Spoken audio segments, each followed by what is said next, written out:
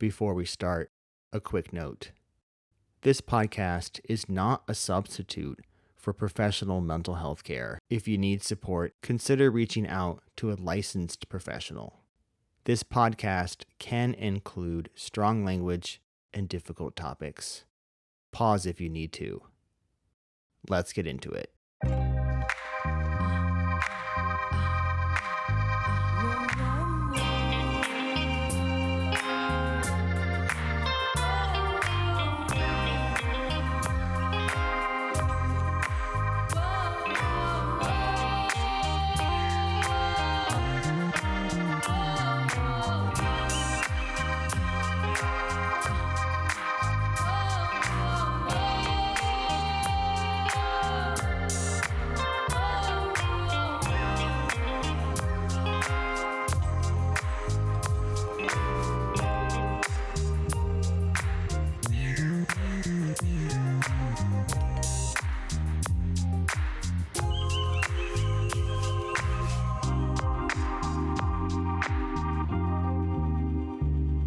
I'm so pleased to welcome Lola Villa today. She's a Colombian artist, sound designer, and musicologist whose work blends field recordings, musical heritage, and the Japanese practice of forest bathing to evoke the healing presence of nature.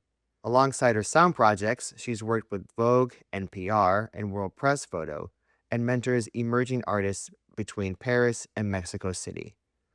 Lola, your work is grounded in stillness and connection, and I'm excited to explore the quieter shoulds that have influenced who you are.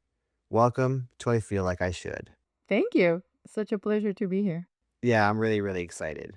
Let's do an icebreaker. Are you open for that? Yes, let's go. All right. So, what song do you secretly love that always lifts your mood, even if you wouldn't admit it to everyone? I don't even know who's the singer of this song, but there's a song called Elastic Heart. I think it's like just pop.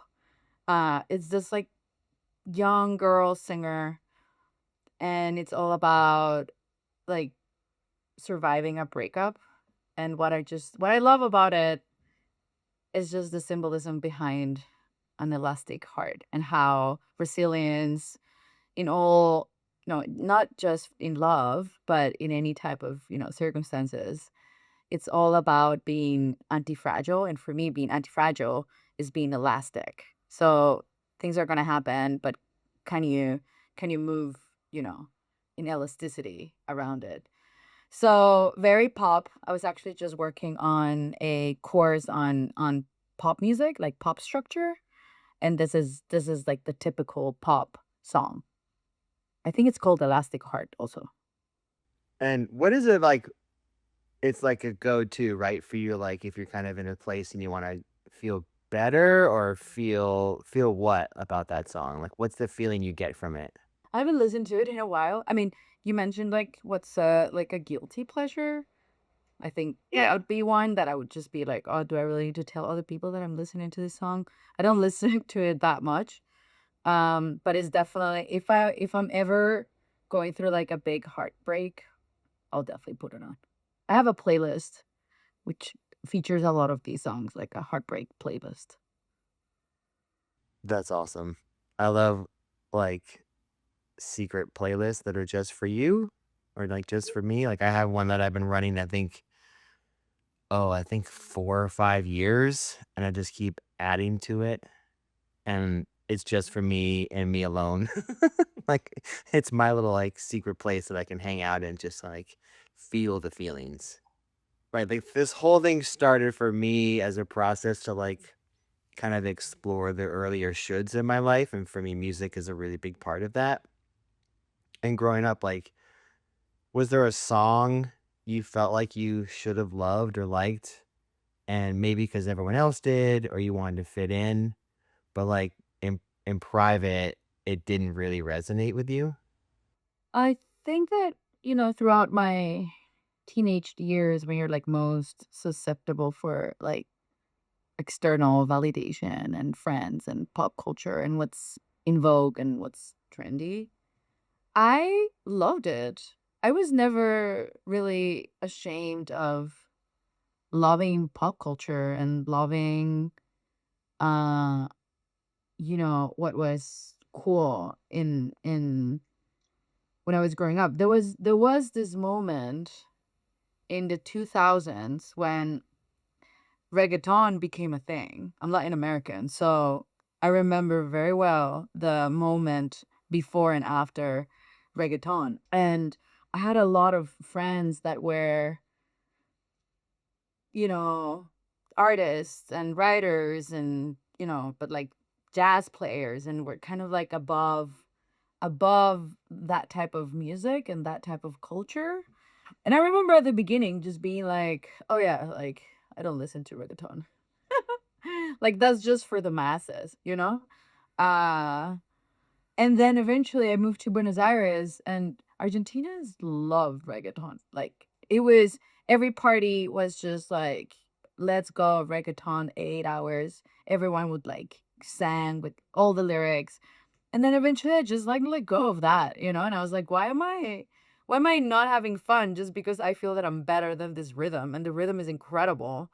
So why do I feel like I'm just above it, and like I'm not supposed to like it because it talks so shit about women and the production is so bad, you know? But the rhythm is so good that then I just like I just went for it and I was like, yeah, fucking love it. Let's go. Like perreo. You're just like dropping the perception of cool, I guess. Or just you know, I think I'm past that like um intellectualization of music, and music having like a certain hierarchy, and whenever it's for like the masses, or for people that are like quote unquote, I don't know, like anti-quo, or it's like popular, whenever it like loses this like, oh, uniqueness, or it just becomes for everyone, and then there's this group of people that are going to look down on pop culture and pop music. And I think I'm just past that. I think there's something to value um when it comes to pop music and music that actually just like explodes and becomes part of like the masses. Like I have that with like K-pop. It's like, okay, like what is it about this type of music that like, there's people in Cuba that are obsessed with K-pop. So I just find it so interesting, even though I'm not gonna sit here, work on my computer, and listen to K-pop or reggaeton for that matter. But I do appreciate it somehow. Hmm. Yeah. Have there been other areas in music or culture where you might have felt like the weight of shoulds from others or yourself or the culture around you? I think another one was moving to Europe when I was 14 and then going to concerts of South American or African artists, and then Europeans would just like sit down. Like it was like they would organize the concert at a theater. So people had to sit down to watch the music, and that felt so foreign to me, especially Latin American African music. We don't watch, we dance. So for me, and like, but the whole setup was just like, oh, you have to sit down and watch this as if it was a movie. But they're playing like drums, like there is no way that a Latin American is just gonna like sit down and stare at salsa. So that showed like you should sit down and just like stare at the beauty of the music. That was just like, hell no. you know? That's awesome. Shifting a little bit more like beyond that in the same vein, those like expectations like around work, family, relationships, how you spend your time, or even self-care. Can you think of another should outside of the music sort of genre space that's really shaped your life? Um, yeah, definitely just following my mom's expectations definitely, shaped where I ended up going to school and my focus. And that has played a huge role in how I talk to myself often and how I feel like I need to be part of this like production cycle instead of making art, you know? Yeah. Can you kind of recall, like, in that dynamic with your mom, like, a moment with her expectations felt especially strong or imposing or real to you growing up? Yeah, I always wanted to study art and be an artist, either photography or music. And my mom was like, no. Like, we did not move to Europe and, got papers and went through the paperwork of being legal in Europe for you to study music or art or photography. Like, you speak so many languages. Like, why are you not working at an embassy or like at an international organization? Like, you're so good at that. And then. And where is that, like, can you remember, like, talking about it now? I'm curious, like, where does that show up physically for you when you kinda go back to that time, or can you remember where, like, somatically you were feeling that? Back when she said that? Yeah, even now, like, thinking about it. Oh, definitely like just thinking about it gives me just like tightness in my chest, of like, oh, like restrictive. Yeah. Mm. I've worked through it in the past years, and I now like try to just follow my gut. So it's less vivid now. But I definitely remember back in the day when I was having those conversations with my mom, I just felt really confused and heavy. But I didn't know that it was because I wasn't following what I wanted. I was actually just doing what she wanted. I just didn't know why it felt like that? Yeah.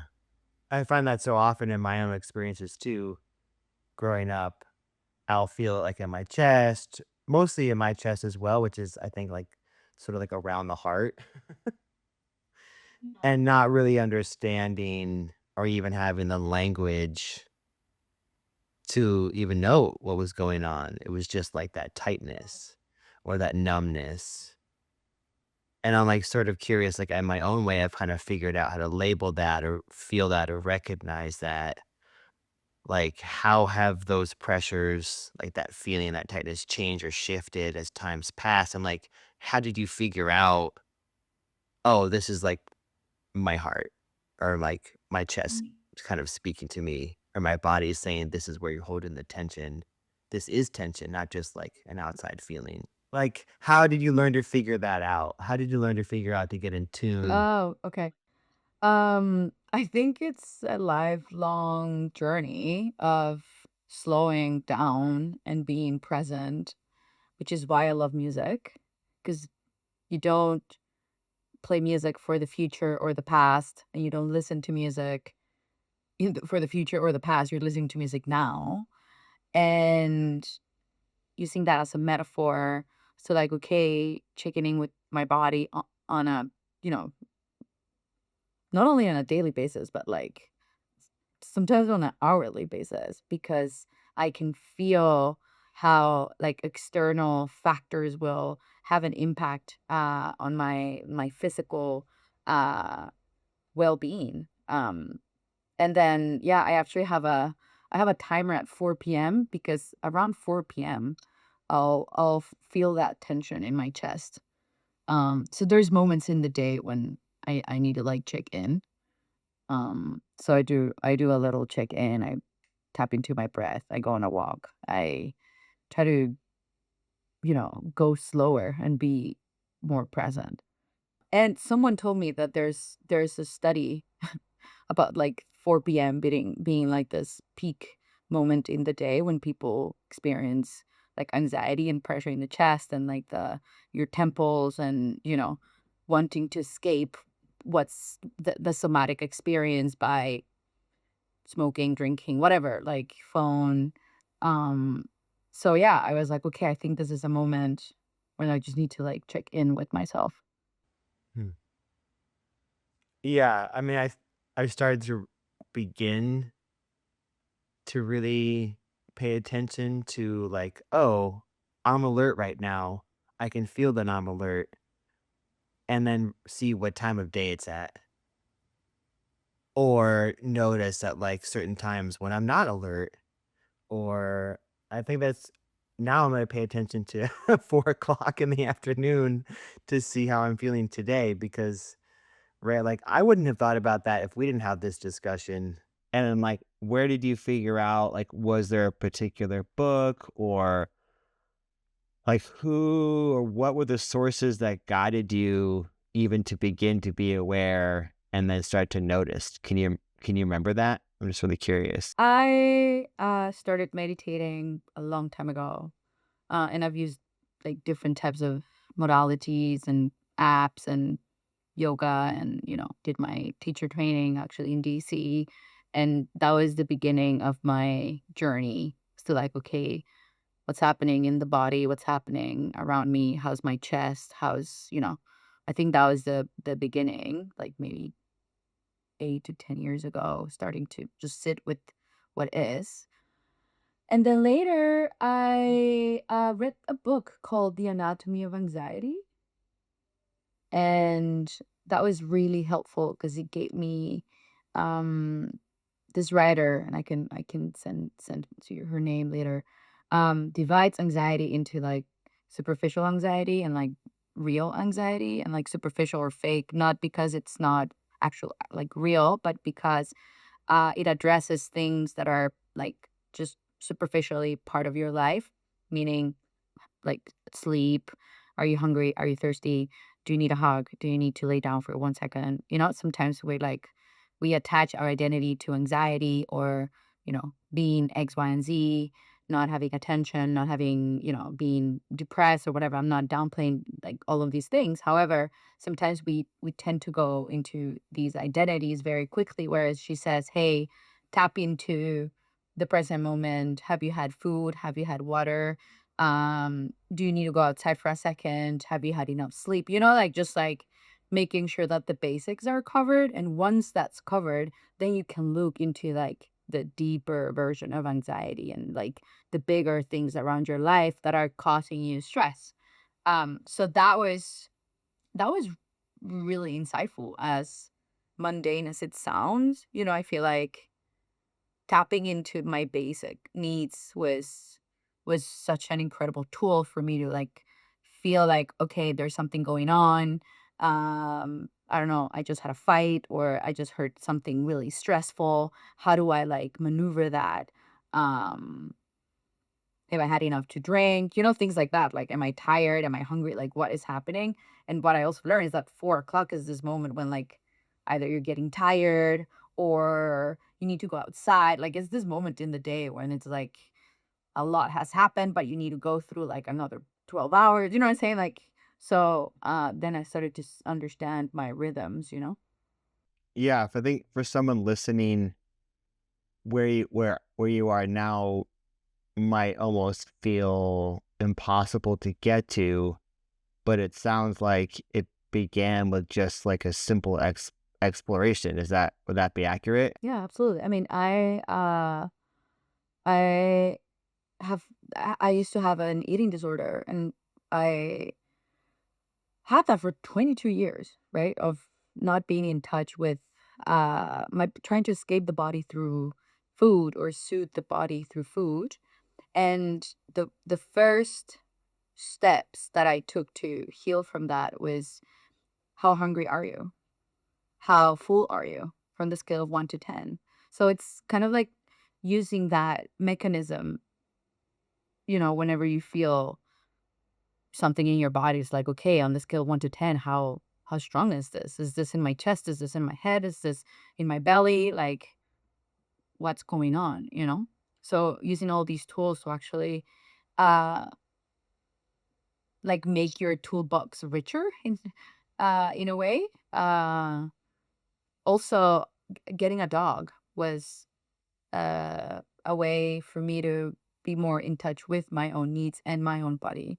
So I actually got a dog. Well, I wanted a dog, but like I was taking this course to heal from an eating disorder, and the teacher was like, "Hey, sometimes a plant or an animal will always let you know when they're hungry, and they will stop eating when they've had enough, unless it's like a bone, then forget it. But normally they'll just listen to their bodies, and that was also such a lesson. It's like, how can I tap into nature?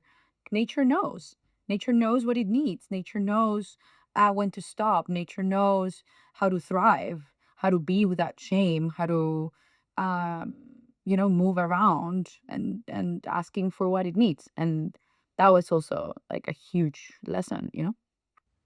Yeah, it sounds very profound. Yeah, very humbling. That's really cool. Um, Thank you for sharing that. Yeah, of course.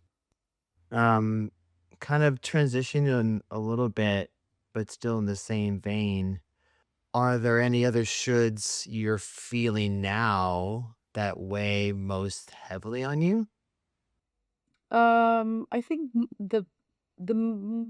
most present should um that I'm aware of. Well, first of all, I I don't like using that word. I try to really like, I don't tell other people what they should do. I don't tell myself what I should do. So I try to like change the language.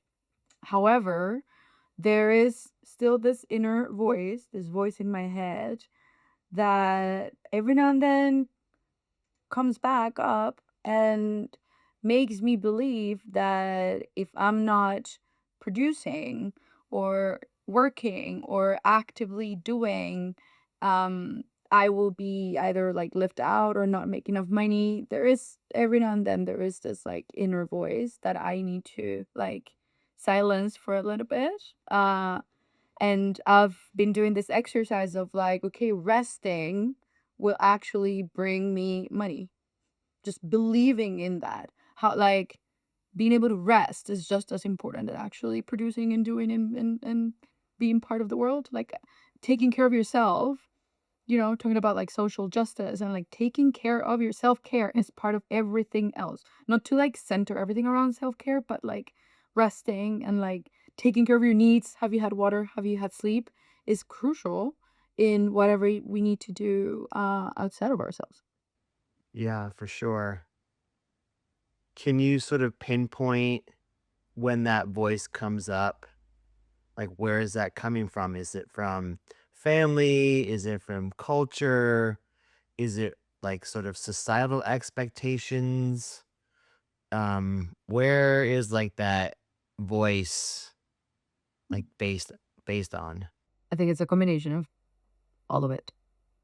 I think it's a combination of growing up in a capitalistic society, patriarchal society, growing up in a family of immigrants where, you know, no work means no bread on the table sometimes, where, you don't like the way that you're going to get your papers is by showing how much you earn, like all your contracts, what you've done in the past. Like you need to prove that you're worthy of being in a new country by proving that you can bring something to that society, and that really shapes how you move around, you know? Like the types of jobs that you get are always around, I need to prove myself somehow, and if I don't do and do and do and say yes, then I'm not uh proving myself, meaning that I might lose my identity, I might lose my job, I might lose my the rights for me to be here. Yeah, those are really heavy pressures.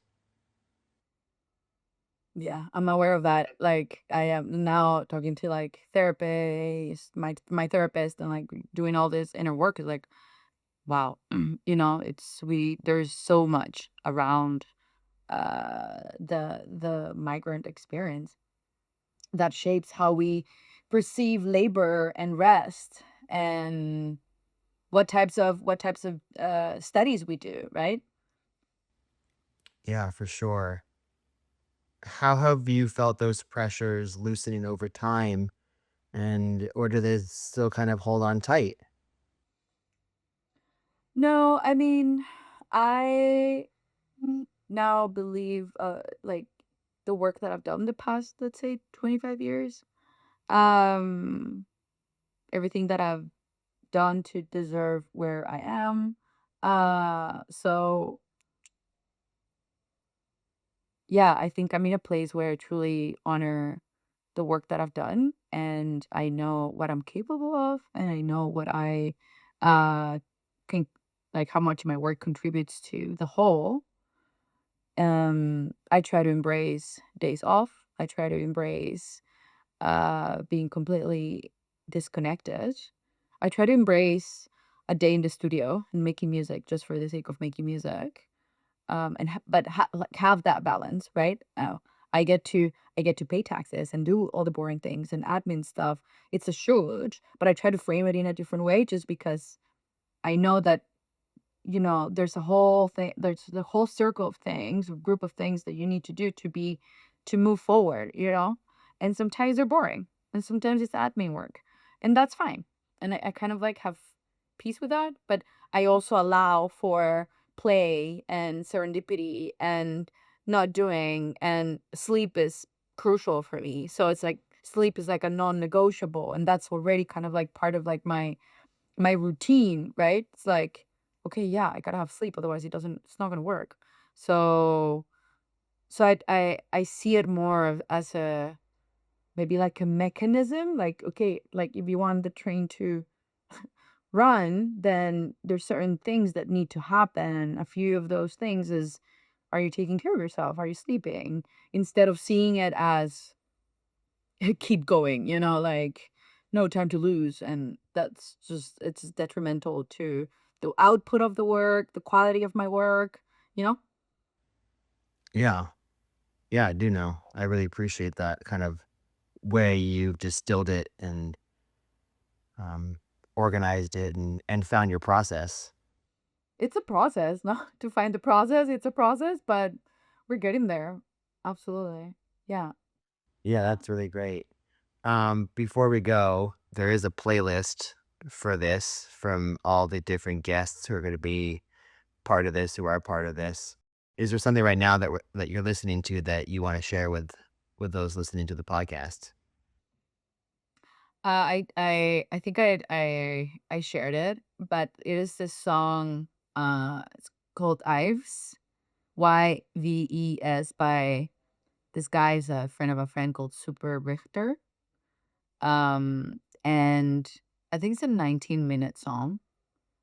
It's like a whole journey, and it starts with an ARP, and it's just like ARP, ARP. It's just a beautiful journey of like, where is this going?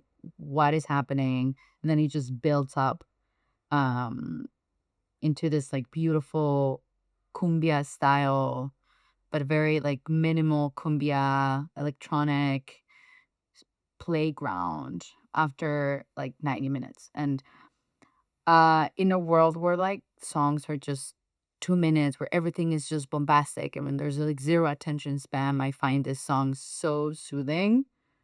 It's just like, yeah, we're gonna be together for a couple of minutes, and that feels just so like the way that I want to live life for a very long time, just kind of embracing the slowness of it all. I love that song.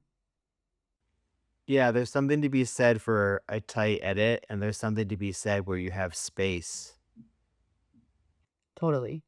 Yeah, 100%. And that's definitely this song. Like if you listen to it, um, you can tell that there's just so much space between elements that just it just builds this tension of like, what's gonna happen? Where are we going? And then the release and the coming together is just so much more satisfying because you've waited for like 15 minutes for the song to actually become a song. Yeah, it's a bit of a metaphor for life in a way. It's like good sex. Like, yeah, metaphor. I love that. I can't wait to listen to it. I can't wait for the people here on the podcast to listen to it. Thank you so much, Lola. I just really enjoyed this conversation and for you taking the time to talk about it and kind of yeah, your perspective is really wonderful and really appreciated and just so refreshing. So thank you so much. Of course. Such a pleasure, Kate, to like see you do this and to be part of this project. Yeah, it's a lot of fun. So thank you for jumping on the bus and going with it. Mm, such a pleasure.